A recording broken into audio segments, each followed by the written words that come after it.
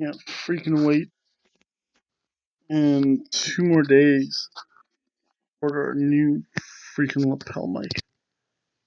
Oh, hello! As you noticed. Oh, wait. Oh, yeah, that's right. I actually have my now new graphic for my Impact Wrestling show. This is, of course, Friday night, or it's going to go up Saturday morning, but still I watch it Friday night.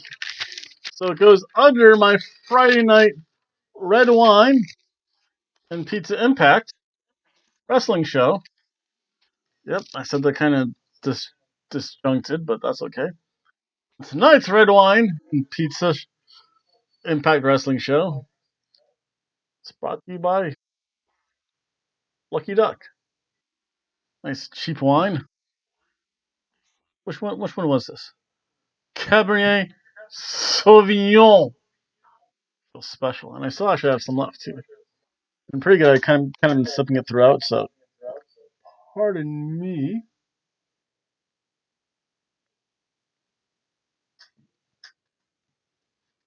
And as you can tell by my brand new thumbnail that I'm going to be consistently using, is I have production stuff.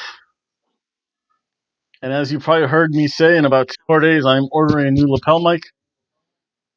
So this thing that's kind of broken, it's seen much better days, but it's so much more comfortable than the set of earphones because I have much more freedom. I don't have stuff because these are okay, but not really. Are nice to wear, but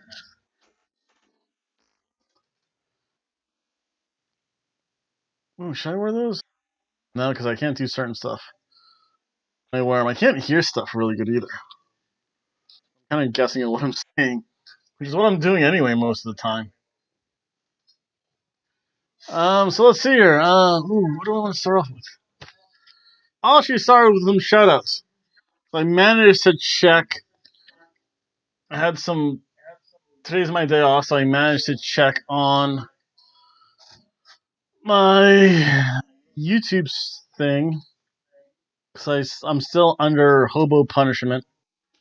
But I figured since I'm under that, and I probably won't be getting any new subscribers for a little bit. Although you're always welcome to subscribe, though. You can tell your friends and tell them to subscribe. The one and only Hobo Tom. So I'd like to start here with Joseph Williams. Sir, you, sir, got that 6 count.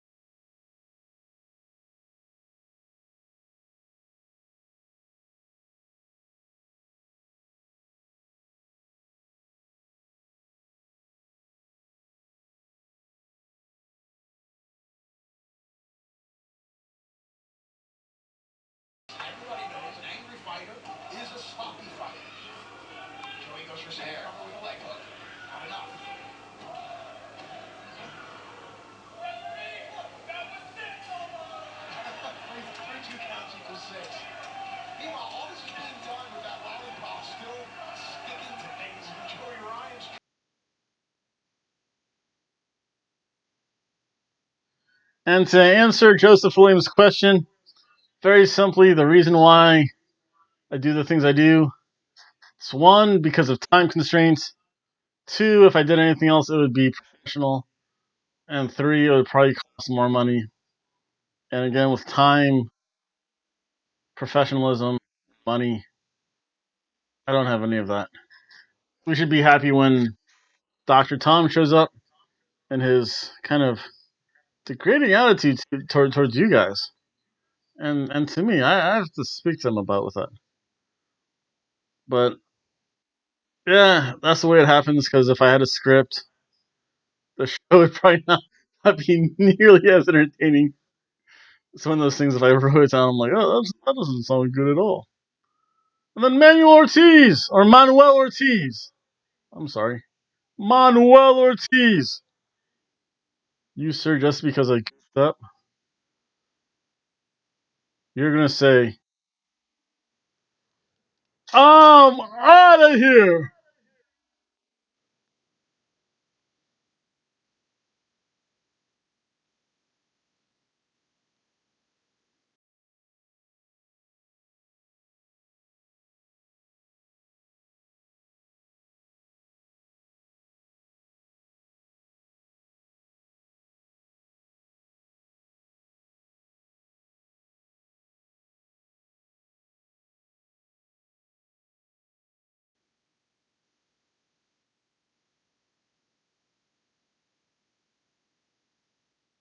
Zach, thank you very much. Zach, you're just gonna crawl on home.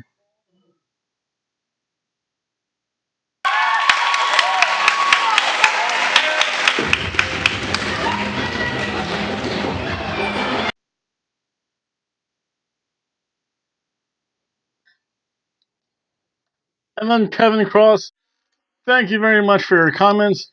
Yes, unfortunately, doing that thing I did with AEW was not an approved thing. So it kind of got me in the hobo corner for a little bit.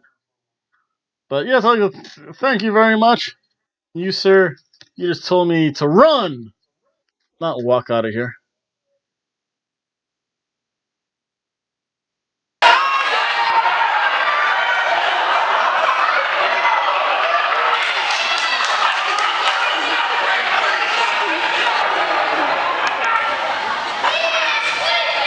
Run.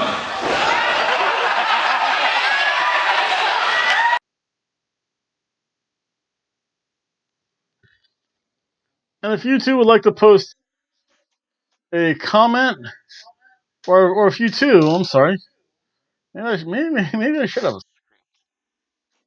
But if you two would like to get your own video shout out dedication from the one, the only Hobo Tom, you two can leave a comment or send an email. I think Monday, I look through my emails, I'll make my list, and I might put that on Sunday night, Monday morning show when I do a review of Clash of Champions. Because again, unfortunately, I am on Hobo punishment. I cannot live stream, I think, for 70 some odd more days. No, 80 something. Yeah, about 80 something more days. You're not going to be missing much. I think the only thing might be missing will be the Impact Bound for Glory, which is one of my first shows I've ever live streamed. So that's kind of a cool moment for me. I think the rest is just WWE stuff. And I think in early November, there's the Gears Forward or Gears something. I don't know. AEW has to. I understand that they have to make pay per view names. It's not Gears of War because that's a video game. That's a copyright violation by AEW, or is that a trademark violation? It says it's some violation. Working Gears or I don't know. I'll have more information about my reaction show about that later. But I don't think we'll be able to cover that. In fact, I better get this done right now. So this is, again, as you saw in the brand new thumbnail, production value. This is my red wine. Well, what was there? Pizza. Impact Wrestling Friday night show, because Impact's on every Friday night, and there will be changes made to this programming once XT and AEW go live on TV, because I can see it and finagle stuff. I hope. Let's see. But let's talk about some Impact Wrestling. Enough about that. And we're still in Mexico. And you can tell it's Mexico because the crowd was very unresponsive to anyone but the luchadors and the main event. But the main, and I'll get to all that stuff. In fact, I have some video clips to show you guys because I think I can take like 1 minute long video clips of stuff very similar to what I did in my Lucha Underground. Again, I think I have like 300 some odd videos. Go back in my library and you can watch some Lucha Underground. So first match of the night, we had Kiera Hogan versus Tennille Dashwood. Emma. The only thing I have to say about this is that the Impact Women's Division is probably the best women's division. The Impact, for some reason, knows how to do women's wrestling right. Except for this match, because besides checking out them apple bottoms on both Kiera and Mrs. Zack Ryder, Tennille Dashwood. It was kind of a basic match. I believe that makes her the first Australian knockout. Good veteran move by Kiera Hogan, suckering her in, if I can see. Veteran move with a 24-year-old. But Kiera's been phenomenal. Kiera Hogan has gotten so much better in such a short time here in Impact Wrestling. Great follow-up there by Tennille. And Tennille closes the gap there and is continuing the onslaught of Kiera Hogan. Goes for a cover here, unorthodox style cover and a kick out. You know, say what you want, Don, about Kiera Hogan, but she's made headlines recently. She feels more comfortable about who she is as a human being. And people continue to talk about Kiera Hogan.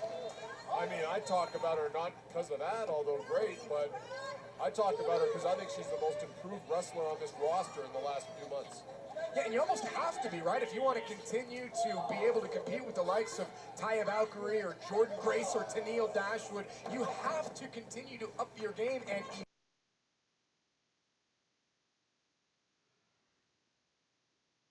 Again, really basic match. Nothing exciting. Tennille needs to get her timing back. You could tell on the one false finish, she like jumped up at like 1. She like got off Kiera at 1. Kiera was just like laying there. She was supposed to get up at 2. A little timing was off. I guess she has to get that back.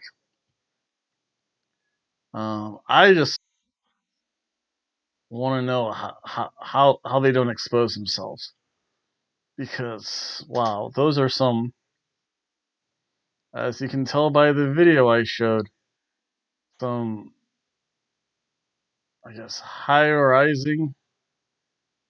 I don't, not high cropped, but high rising.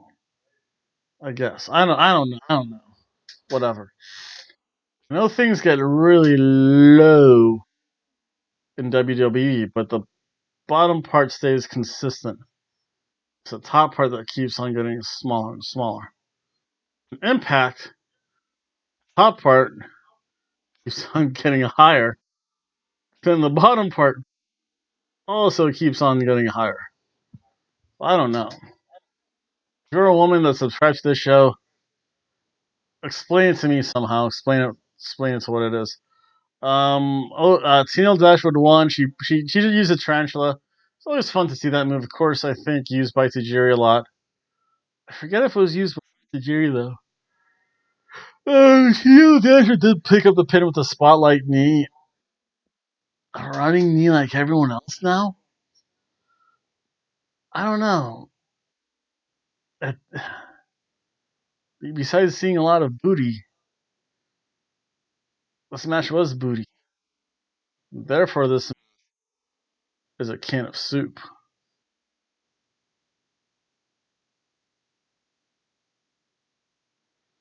And with that, I haven't given a can of soup to Impact in a while, I think. Cheers.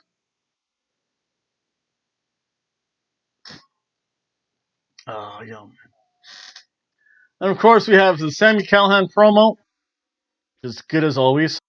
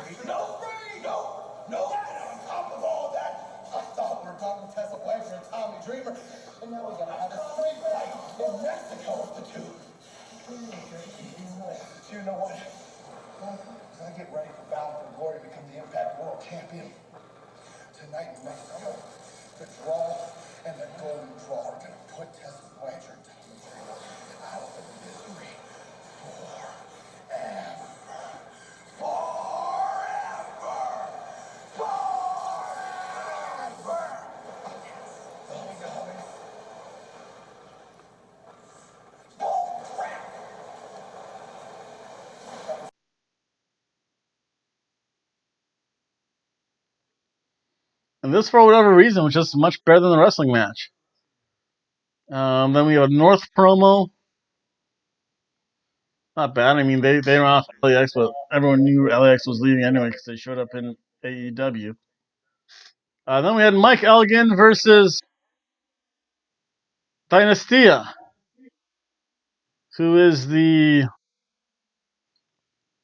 I know he holds some belt. It's...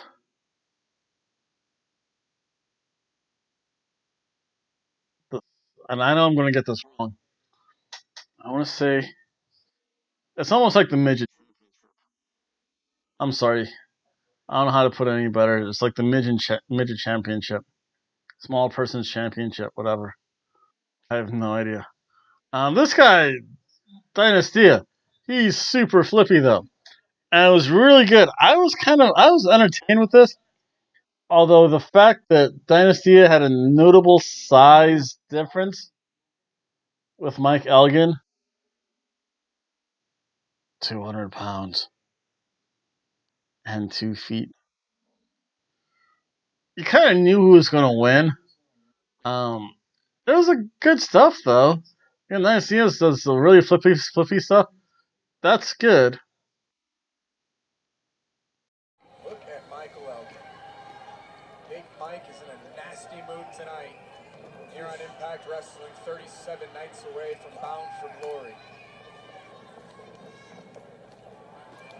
Not such a hot idea there by Dynastia.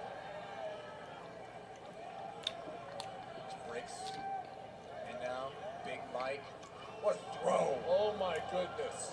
You can see more of Big Mike tomorrow night on Victory Road in Oklahoma on Impact Plus. Dynastia, I mean, Don, he's going to have to stay. I mean, he's going to have to be Rey Mysterio if he wants to win this match against Michael Elgin. Yeah, he's going to have to channel every legend you can think of because, again... Oh! Oh, Lord. Elgin, at the best of times, is an animal to deal with, but he's in a particularly foul mood, as you suggested. Kick there by Dynastia. Do you have any idea what Michael Elgin has planned to say when this match is over? No. Look at this. Elgin's not impressed. Wheelbarrow up to his shoulders. Spin, look at Dina stay up. She spun him right, used the momentum, got him down. Elkin's on his feet.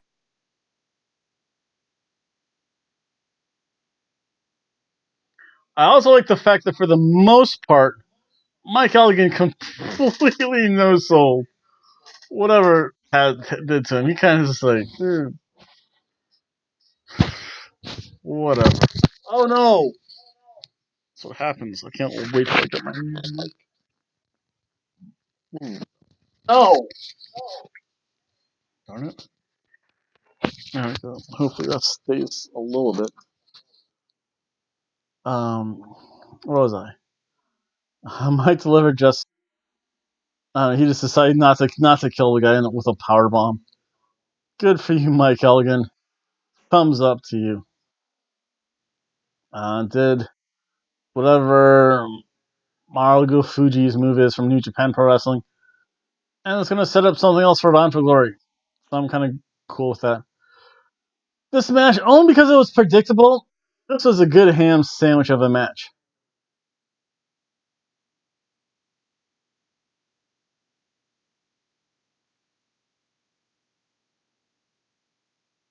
Then let's see here. Then we had Taya Valkyrie and Rosemary. We're on it. What in our history together, Valkyrie, makes you think that we want to have these little interactions more often? I mean, you're kind of giving off that you like it. You don't have a lot of friends, so I figured maybe next time we do it in a place that's not so murky, ugly, and smells so bad. How about this? How about brunch? Yes, mimosas. Next week, write it in. There's a calendar app. You'll figure it out. Write it in. You are not invited, though. Anyways, I'll see you next week. Yes, mimosas. Mimosas?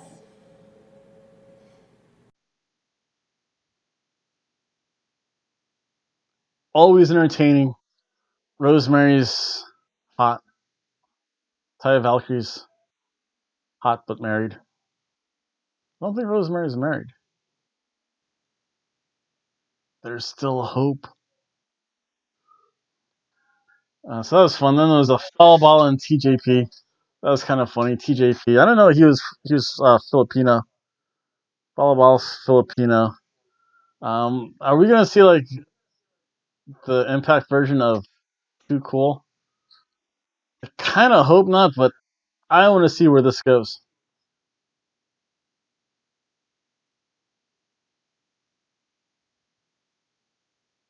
And then we had the Reverend James Mitchell.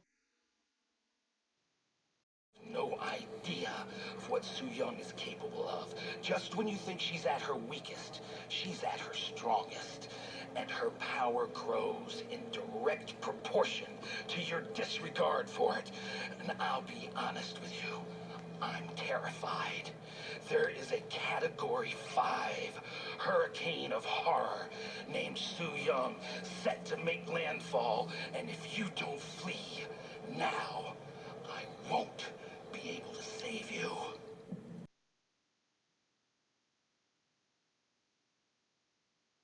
Don't make Su Yung angry. You don't like her when she's angry.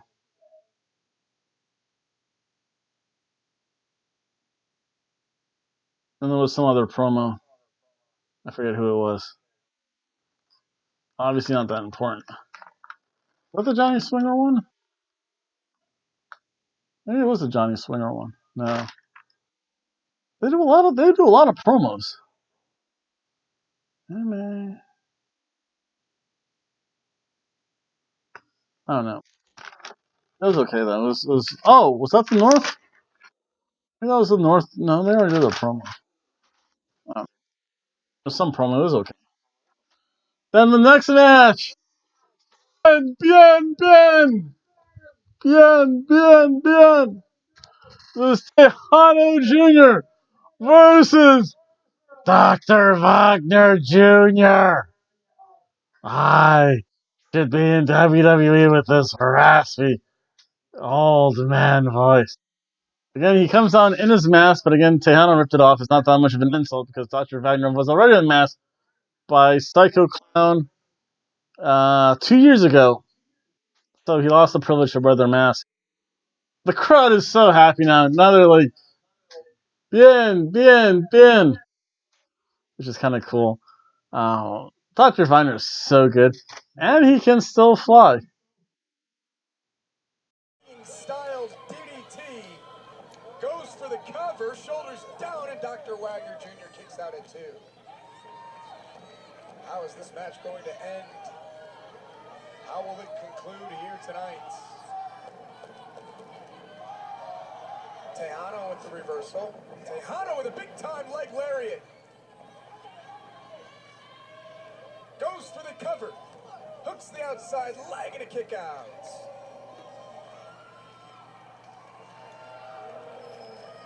Dr. Wagner Jr. competed under a mask from his debut in 1985. Amazing. Until August 2017, forced to unmask after losing to Psycho Clown at Triple Mania in 2017.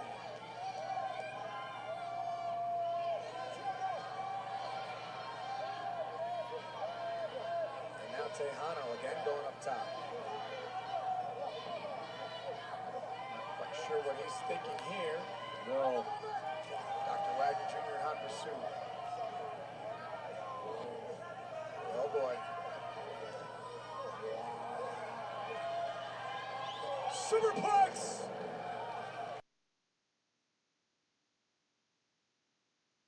Overall, this was just a fun match. Dr. Wagner won with a Michinoku driver. So Dr. Wagner went over Tejano Jr. I'll tell you what, I enjoyed this match. This was a surf and turf match.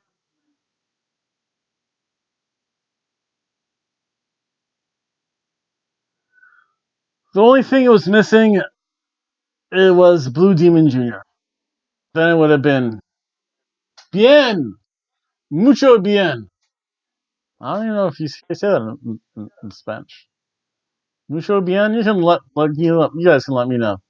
But this match was almost un poco mucho bien. And that's probably terrible Spanish from me. Then there was an Ace Austin and Alicia Edwards promo. Scuzzball. Okay, he's been sending me death threats. I'm a little bit afraid to go out there. We both know he's going to lose control. He wants to hurt me. Actually, I think he wants to injure me. He doesn't want me here. So whatever happens, I need you to promise me that you are going to stay back here. I mean... I'm concerned about your safety. All right? I know he doesn't want to hurt you. But he gets crazy. He does. So just please stay here. Okay, you're right. I've got to get ready.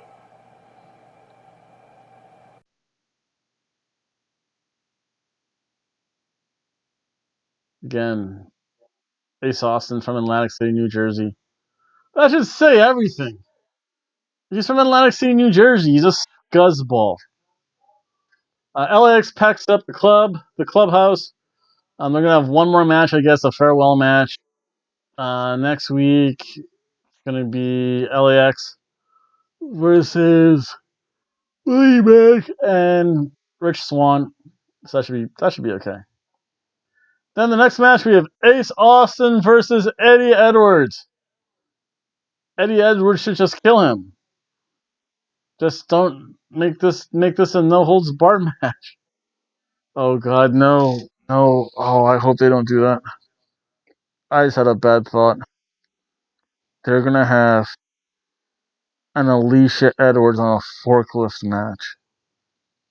God. Why? Why?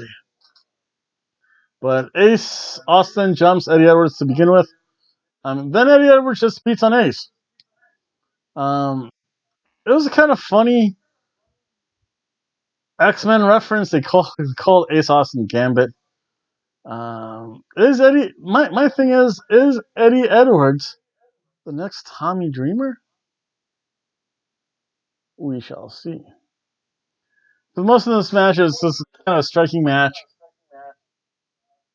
He's becoming opportunist. I don't want to be morbid, but if Ace kills Eddie Edwards, it saves Alicia the money for a divorce. Oh my God! What is guy into you just tonight? Being practical. Practical? Eddie Edwards, he's a former world champion. And he's going after Ace Austin with everything he has here. Oh, that's a message. Yeah. I'm not sure Ace will be doing anything with anybody after that. No Banksy?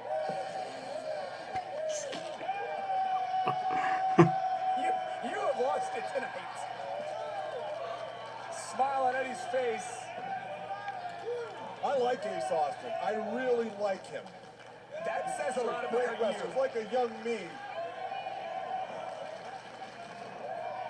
Except I was never that good at wrestling. Look at this. Oh.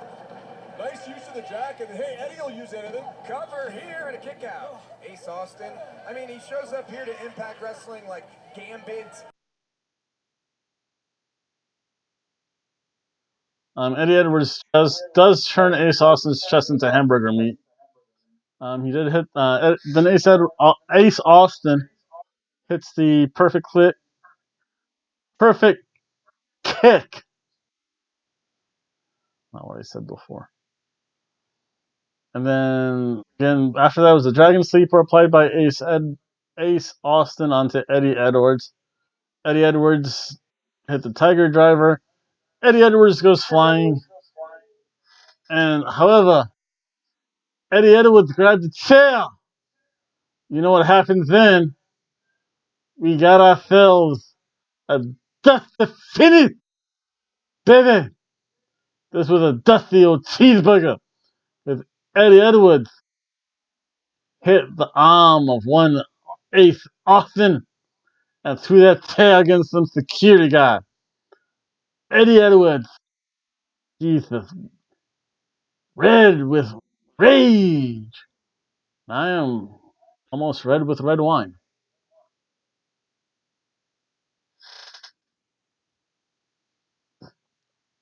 So this match in itself,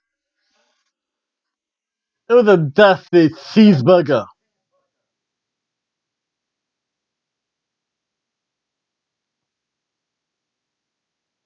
Mainly because at least it sets up stories, probably leading for Bound for Glory. So that'll be good.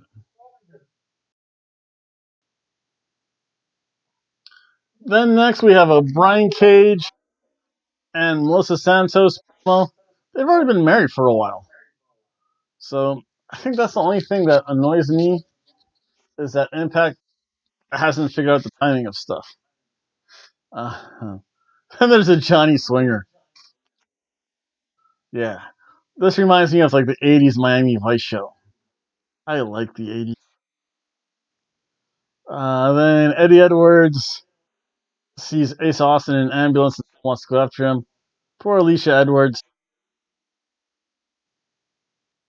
You're not my husband! You're a cheating bastard!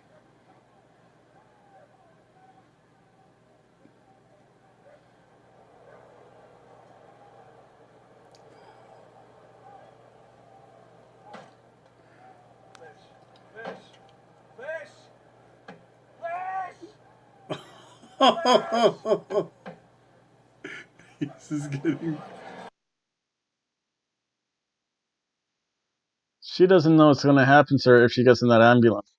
Versus being with her husband. And Alicia Edwards. That's why I never date blondes. Boo, blonde. It's Eddie Edwards, Ace Austin, jackass. And then I'll tell you what. This was the most entertaining match I've seen in a long time. And it's a Yano-esque match. And if you've ever seen Yano matches, you know it's a popcorn match. It's a comedy match. But I can only take so much serious wrestling. I know Jim Cornette's probably oh my god, this is so not wrestling. I'm gonna have connection. My friend Matt's like, I hate lucha wrestling. I found this one of the most enjoyable matches I've seen in a while. Again, whenever I get a smile on my face, it's it's pro wrestling. It's the theater of the absurd. The wrestling itself actually wasn't bad. The story being told was amazing. Impact, I'm not worthy. I'm not worthy. The match was Nino Hamburguesa Big Mommy versus the Desi Hit Squad. And the Desi Hit Squad was still wearing their jean coveralls. This was just fun. It starts off Nina Hamburguesa. Uh, Again, big guy. He's just in the match doing kind of hoss like things. The Desi Hit Squad really can't do much against them. That out. I think he likes it. What do you think? Sure. Yeah. Big Mommy. Look at it go. I like Big Mammy. How about the arrival of Teal Dashwood? We saw her in action. That's game-changing, in my opinion, for the Knockouts division, Josh. Got the win over Kiera Hogan earlier tonight. Look at Big Mommy and Rohit barking back and forth. She's had lunches bigger than Rohit. No! She's with Matrix! Oh, what is wrong with Rohit? Big Mommy did a Matrix into a bridge. That was incredible. That was awesome.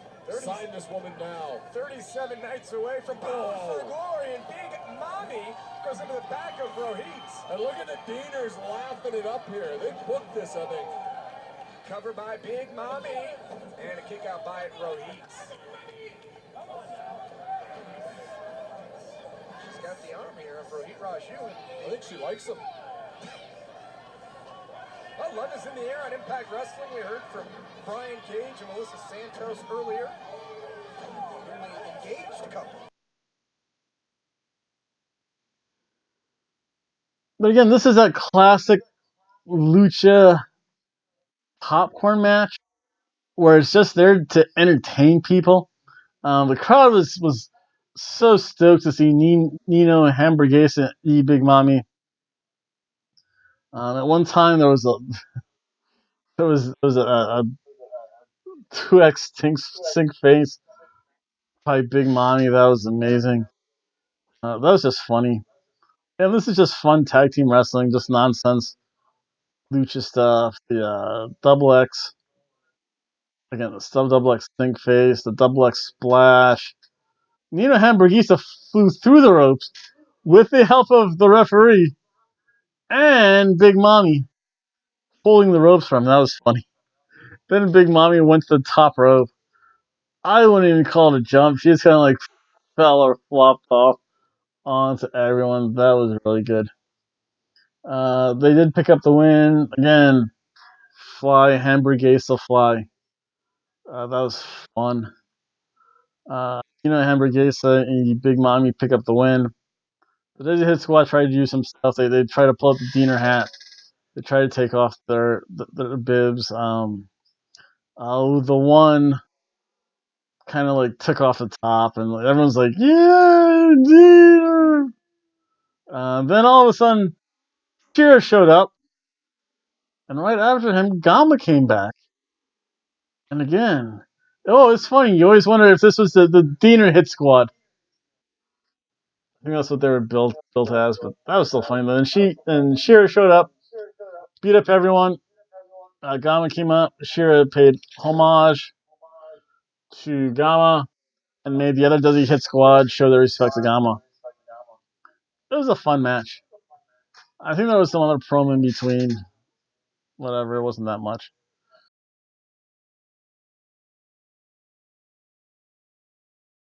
Then the main event of the evening was Jake Christ and Sammy Callahan.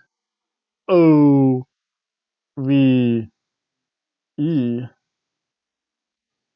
Ohio versus everyone. Versus Tommy Dreamer and Tessa in a street fight. It's kind of what you thought it would be. That was fun enough though. Sammy beats up Tommy for a while, and Tessa starts to beat up Jake, and they switch off. Sammy then beats up Tessa a little bit. Tessa did the somersault off the apron. Good wrestling. X Division champion Jake Christ. Little old school do-si-do there by the king of old school, Tommy Dreamer. And the man that Tessa loathes, Sami Callahan. Jake Christ, who, interfering in Tessa's match aside, has so far been a very worthy X Division champion. Calls himself the Golden Draw. And the white and gold. And Tommy Dreamer's wearing a lucha mask. Should leave it on. God, Tessa hits hard. Nasty chop on Jake Christ. And Tessa Blanchard knows that she is considered one of the best wrestlers on the planet. As Sami Callahan, big time slam. Wow. On the ramp to Tommy Dreamer, Jake Christ going to work here on Tessa Blanchard. Jake Christ has dyed his hair. Got a whole new wardrobe since becoming X Division champion. Got that X Division money coming in. Looks like Justin Bieber. It's like a young Pat Patterson. I don't think so. Tessa catches the boot. Oh, nicely done by Tessa. Jake's face bounced off the apron there. And Tessa Blanchard running Rana.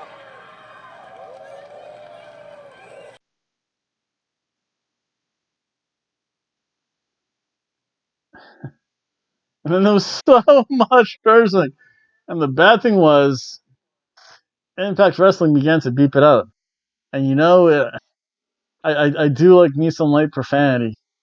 Tessa was just raining F-bombs to everyone. Calling people a-holes. And blankety blank you. Blank you, blanking blank blank. It was fun though. Sammy eventually got run to the stairs. And those stairs, they look like they got those from CZW, by the way. What else was it? Again, the only bad point, I guess, is that there was some. You could hear him call spots, but it wasn't that bad. Overall, it was a fun match.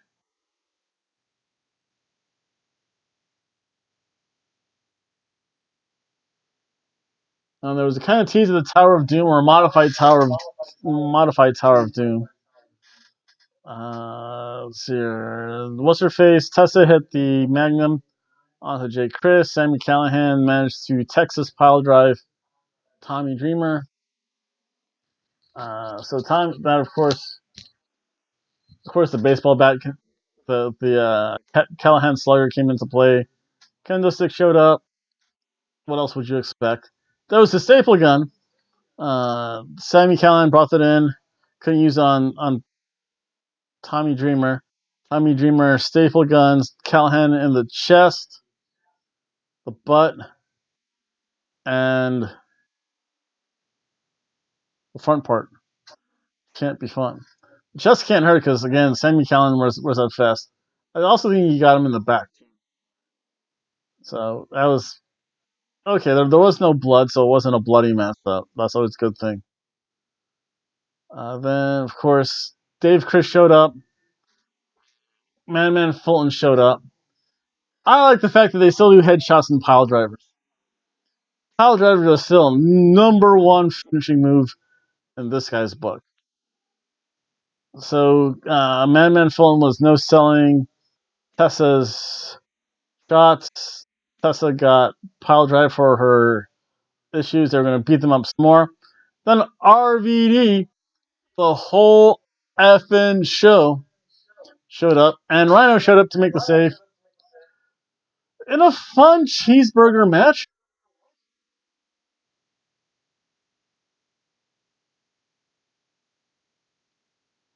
I mean, you can't complain about anything they really did during that. This probably sets up for an 8-man tag match next week. If it is, I called it here first. And that was Impact Wrestling. Slow start, but it picked up through the night. This is still a good cheeseburger of a show.